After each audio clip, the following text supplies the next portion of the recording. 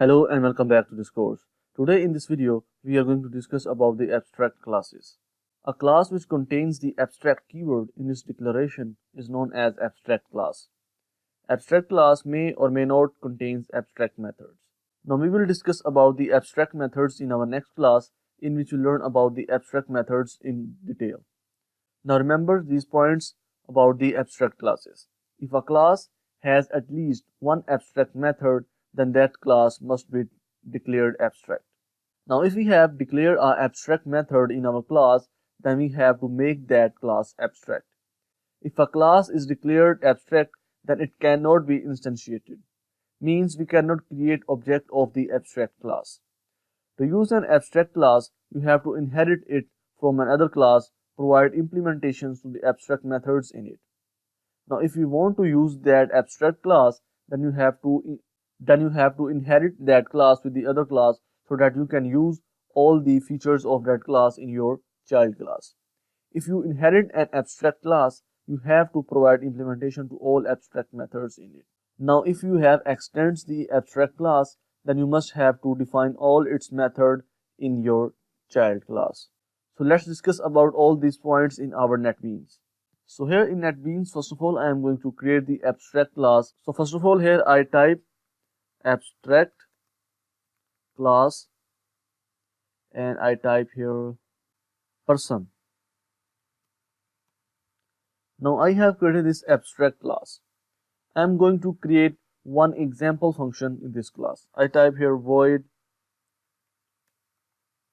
example system out dot println. This is abstract class. Okay, so now I have created the abstract class. Now in my main function, if I type here person b equals to new person and I got an error on the screen. You can see the error. Person is abstract, cannot be instantiated. Means we cannot create the object of the abstract class. If we want to use the abstract class, then we must have to apply the inheritance. For an instance, I type here class test and it extends person. Now if I create object of the test class here, test t is equal to new test,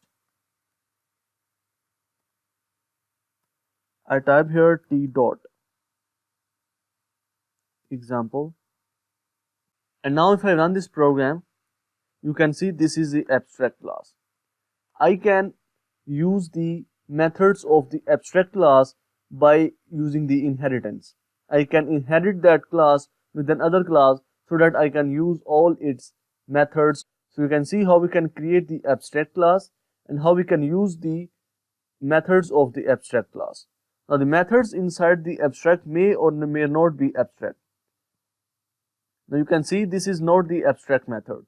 We will definitely discuss about the abstract methods in our next video specifically. Now you may got a question in your mind that why we are using the abstract class.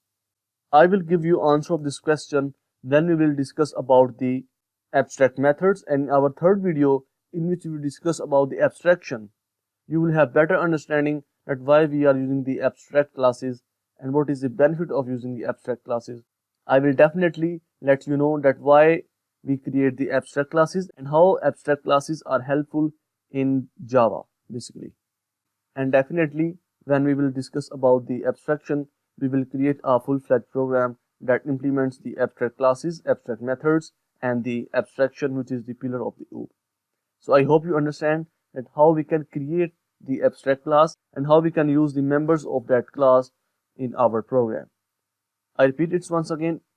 The abstract class is created by the abstract keyword.